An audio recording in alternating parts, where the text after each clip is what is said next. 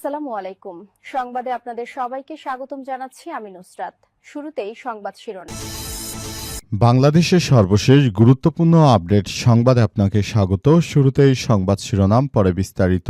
প্রথমেই জানাবো আমাদের হাতে থাকা সর্বশেষ গুরুত্বপূর্ণ সবথেকে তাজা আপডেট সংবাদ। হামলা ভয়ভীতি প্রদর্শন করে দাঁড়িপাল্লার বিজয় ঠেকানো যাবে না। হামলা, অগ্নিসংযোগ, সাধারণ ভোটারদের ভয়ভীতি দেখিয়ে নির্বাচনের মাঠ থেকে সরানো যাবে না বলে হুঁশিয়ারি দিয়েছেন বাংলাদেশ জামাত ইসলামের নেতা শেখ নিয়ামুল করিম। তিনি আজ প্রেসক্লাবে আয়োজিত সংবাদ সম্মেলনে এই হুঁশিয়ারি দেন। এরপর জানাবো হাসপাতালে ভর্তি রুহুল কবির রিজভী। বাংলাদেশ জাতীয়তাবাদী দল বিএনপির জ্যেষ্ঠ যুগ্ম মহাসচিব রুহুল কবির রিজভী কে হাসপাতালে ভর্তি করা হয়েছে আজ। রাজধানীর স্কয়ার হাসপাতালে তাকে ভর্তি করা হয়েছে বলে তার ব্যক্তিগত সহকারী বিষয়টি নিশ্চিত করেছেন।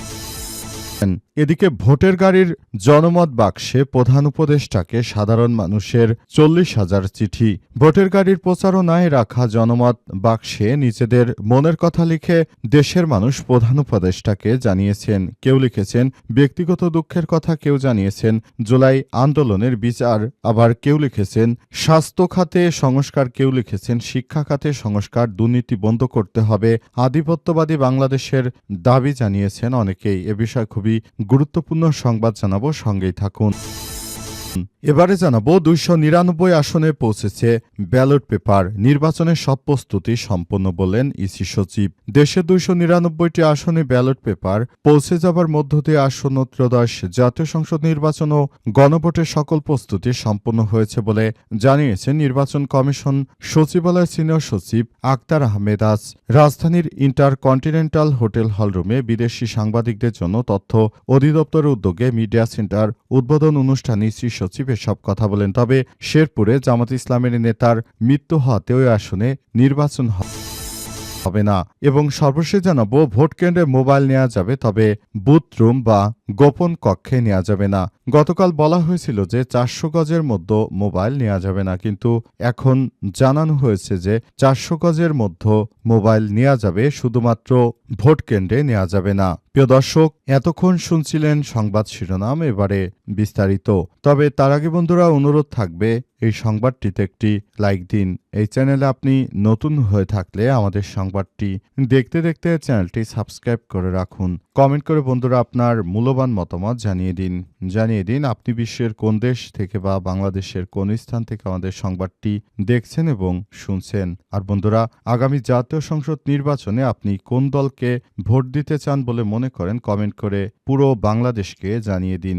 সংবাদটি আপনার সোশ্যাল মিডিয়া ফেসবুকে শেয়ার করে বন্ধুদেরও দেখার সুযোগ করে দিন। এবারে বিস্তারিত।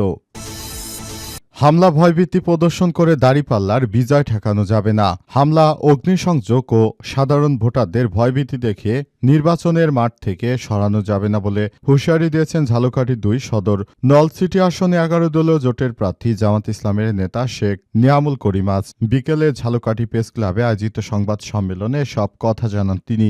সংবাদ সম্মেলনে শেখ নিয়ামুল করিম বলেছেন, দাঁড়িপাল্লা একটি শান্তির প্রতীক। নির্বাচনের সময় যতই ঘনিয়ে আসছে ততই দাঁড়িপাল্লার বিজয় সুনিশ্চিত হয়ে আসছে। তিনি আরও দাবি করেন, বাংলাদেশের সাধারণ আপামর জনতা এবার জেগে উঠেছে। তাদের এই জেগে ওঠাকে কোনোভাবেই ঠেকানো যাবে না, কোনোভাবেই তাদের এই গতিরোধ করা যাবে না। আগামীর জাতীয় সংসদ নির্বাচনে অবশ্যই দাঁড়িপাল্লাই জয়যুক্ত হবে, কারণ দেশের মানুষ দাঁড়িপাল্লাকে ভালোবাসে। এই ভালোবাসা কোনোভাবেই তারেক রহমান ঠেকাতে পারবে না। আগামীর বাংলাদেশ হবে ন্যায় ইনসাফ ভিত্তিক একটি সত্যের ও সমৃদ্ধির বাংলাদেশে। বাংলাদেশে কোনরূপ সন্ত্রাসী কার্যক্রম করতে দেওয়া হবে না। যারা সন্ত্রাসী, চাঁদাবাজি এবং গডফাদারের সঙ্গে যুক্ত আছেন, আগামী 13 তারিখে তাদের ছাঁটাই শুরু হবে।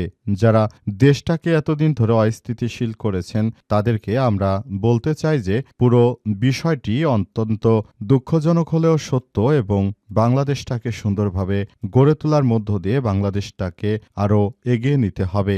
বাংলাদেশের প্রতিটি জায়গায় জায়গায় সাধারণ মানুষকে অত্যন্ত গুরুত্বপূর্ণ এই বিষয়টিকে দেখভাল করতে হবে এবং বাংলাদেশের প্রতিটি মানুষকে এসব বিষয় নিয়ে কাজ করতে হবে। সবাইকে বলতে চাই, আগামীর সমৃদ্ধশালী একটি বাংলাদেশ গড়তে হলে সবাই জামাত ইসলামকে ভোটদানের মধ্য দিয়ে আগামীর একটি সুখী ও সমৃদ্ধশালী বাংলাদেশ গড়ে তুলতে হবে।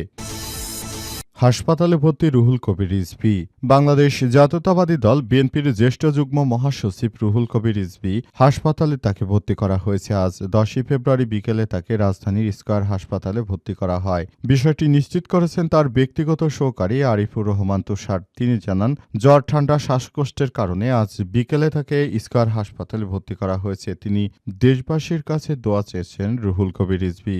বিএনপির রাজনীতির সঙ্গে দীর্ঘদিন ধরে জড়িত রুহুল কবির রিজভী। তিনি কোনো জায়গা থেকে না দাঁড়ালেও তিনি বিএনপির সঙ্গে সবসময় রয়েছেন এবং আগামীতেও তিনি একটি সুন্দর বাংলাদেশ গড়ে তুলতে বিএনপির নেতাকর্মীদেরকে আহ্বান জানিয়েছেন, যাতে করে সুষ্ঠু নির্বাচন হয়। এবং এর আগে তাকে যখন জেল হাজতে নেওয়া হয়েছিল শেখ হাসিনার সময়, তখন তিনি বলেছিলেন, এই মাসুম বাচ্চারা আমাকে মুক্তি করেছে জেলখানা থেকে। তিনি কান্না করে সব কথাই বলছিলেন। তখন তার কথা শুনে মাসুম বাচ্চাদের কথা মনে পড়ে গিয়েছিল। কিন্তু যখন এখন রুহুল কবির রিজভীর মতো লোকেরা আসলে সরাসরি তারা সমন্বয়কদের বিরুদ্ধে কথা বলেন, তখন সেটি অত্যন্ত পরিতাপের বিষয় যে পুরো বিষয়টি খুবই খারাপ লাগে এবং সাধারণ মানুষকে এই সমন্বয়করাই 5 আগস্টের আগে বাঁচিয়েছিল এবং এই বিষয়টি আসলে কোনোভাবেই ভবিষ্যতের দিকে এগিয়ে যাচ্ছে না এবং পুরো বিষয়টি আসলে সেভাবেই দেখা হচ্ছে। ভোটের গাড়ি জনমত বাক্সে প্রধান উপদেষ্টাকে সাধারণ মানুষের 40,000 চিঠি। ভোটের গাড়ির প্রচারণার জন্য রাখা জনমত বাক্সে নিজেদের মনের কথা লিখে জানিয়েছেন দেশের সাধারণ মানুষ। কেউ লিখেছেন ব্যক্তিগত দুঃখের কথা, কেউ লিখেছেন হয়রানিমূলক জনসেবা ও রাষ্ট্রযন্ত্রের সংস্কার, আবার কেউ জুলাই হত্যাকাণ্ডের বিচার, নারী পুরুষের সমতা, শিশুর নিরাপদ পরিবেশ, মানসম্মত শিক্ষা এবং দুর্নীতিমুক্ত ও আধিপত্যহীন বাংলাদেশের দাবি জানিয়েছেন। এর পাশাপাশি সরকারের সমালোচনা এবং ব্যক্তিগত আক্রমণের কথা মন্তব্য করা হয়েছে। দেশের চাবি আপনার হাতে শীর্ষক গণভোট 2026 ত্রয়োদশ জাতীয় সংসদ নির্বাচন উপলক্ষে জনসচেতনতামূলক প্রচারণার অংশ হিসেবে পরিচালিত ভোটের গাড়ির কার্যক্রমে মোট 40,206 জন টুকরো কাগজে তাদের মতামত লিখে অধ্যাপক ডক্টর ইউনূসের কাছে পাঠিয়েছেন এবং আগামীর একটি সুন্দর বাংলাদেশ গড়ার জন্য তারা কাজ করছে।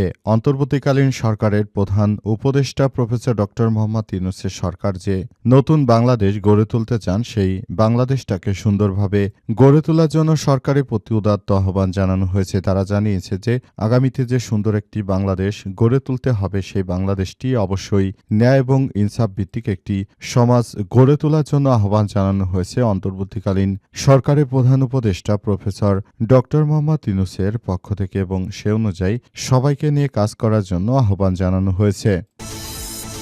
299 আসনে পৌঁছেছে ব্যালট পেপার। নির্বাচনের সব প্রস্তুতি সম্পন্ন বললেন ইসি সচিব।